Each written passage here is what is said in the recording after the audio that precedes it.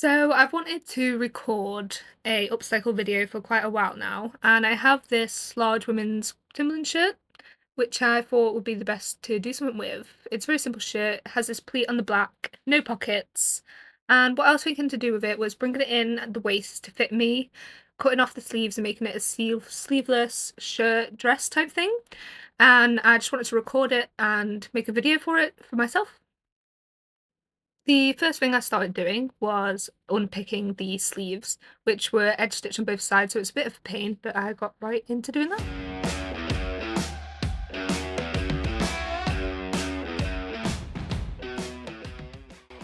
After 2 episodes of solo leveling, that was pretty much done. And the next thing I was starting to do was getting ready to hem the now hole where the sleeves were.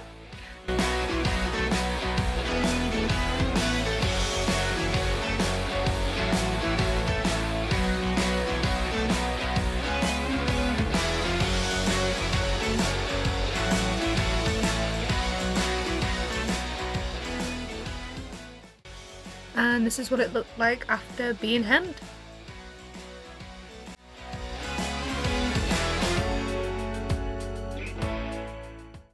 Once those sleeves were exactly how I wanted them to look, I started to focus on bringing it in on the waist. I used a trick I saw on TikTok, which was just simply putting on the garment and then pinning how far in you wanted it to go. So I just did that. I know it's on a mannequin right now, but I did try it on myself. And after that was done, you just placed it down on a table, measured from the side seam inwards to those points, and then recreated that on the other side. Once it was done on the other side, I then just joined up each of those points with a dotted line, which will be the line we then sew down. I just used a simple straight stitch.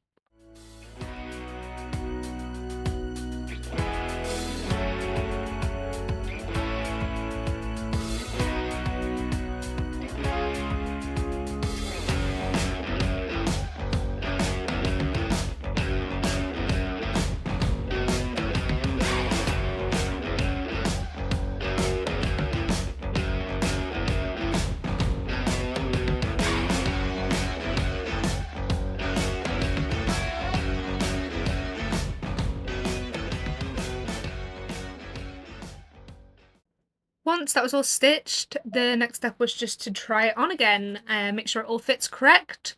Because if it doesn't, this is the point where you can unpick it and redo it.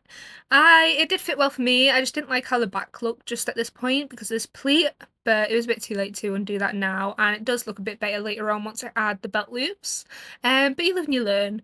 So yeah, it's just trying it on, making sure it all fits, and then you'll be able to trim the excess. I trimmed mine with a centimetre seam allowance because I'm going to overlock it when I'm next in university, as I don't have an overlocker at home. You can also zigzag stitch, but I think an overlocker just looks a lot better.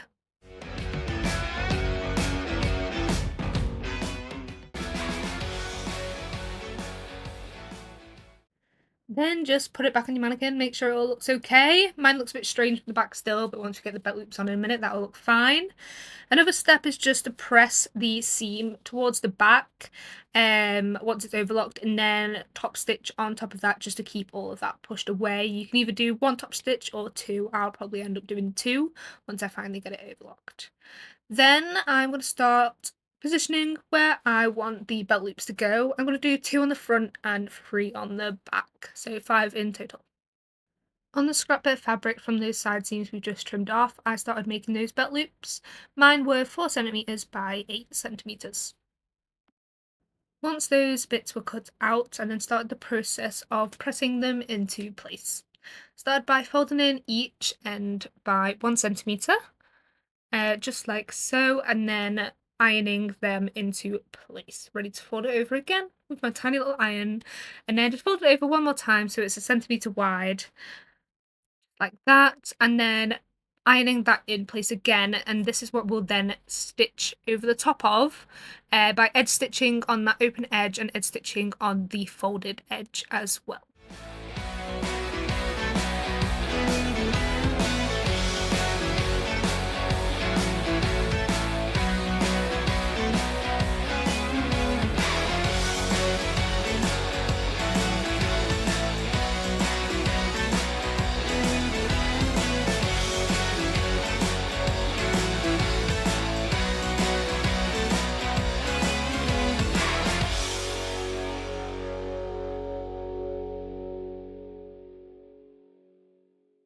Now that all the belt loops are complete, it's time to actually mark where they're going to go on the shirt.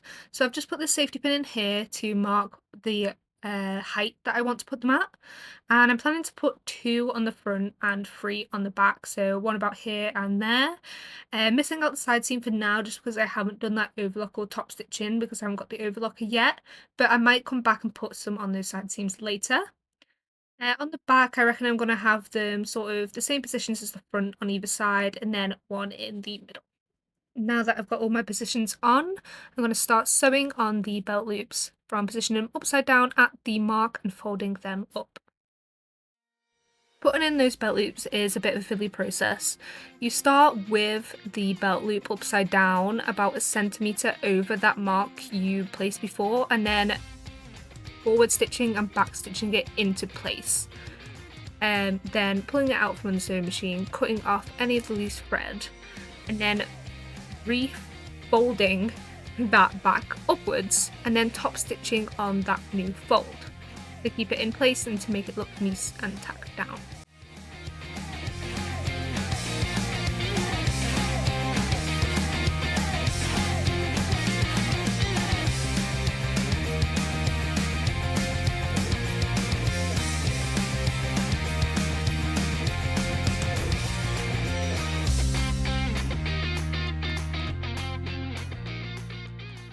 Once that's tacked down, it's time to focus on that edge that hasn't been stitched down. So just cut off all the loose thread and tuck in that edge by about a centimetre and then top stitch on top of that once more like you did to the previous one.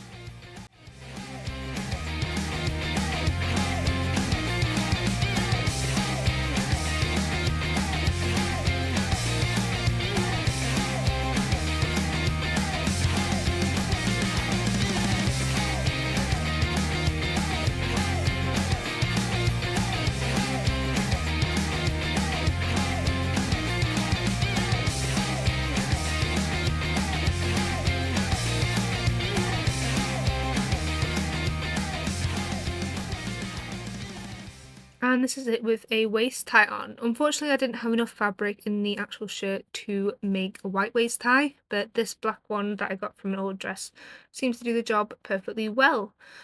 I'm really happy with how it turned out. I think the waist tie helps with that pleat on the back that I seem to be having issues with. It just seemed to make the creases look like they're from the waist tie rather than me just forgetting that there was a pleat in the back of the shirt.